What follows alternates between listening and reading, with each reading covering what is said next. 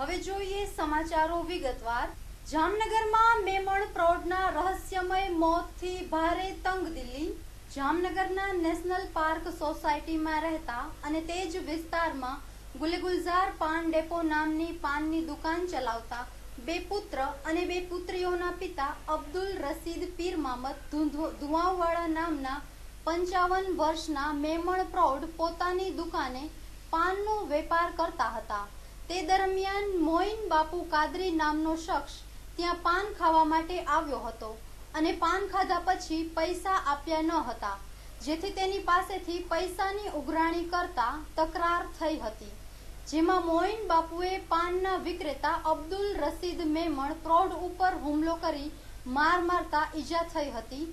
ત્યારબાદ આરોપી નાસી છૂટ્યો હતો। ત્યારબાદ મેમણ શખ્સની તબિયત લથડતા તેમને 108 નંબરની એમ્બ્યુલન્સ મારફતે સારવાર માટે જામનગરની જીજી હોસ્પિટલ લઈ જવાયા હતા, જ્યાં તેઓનું મૃત્યુ નિપજ્યું હોવાનું તબીબ દ્વારા જાહેર કરાયું હતું।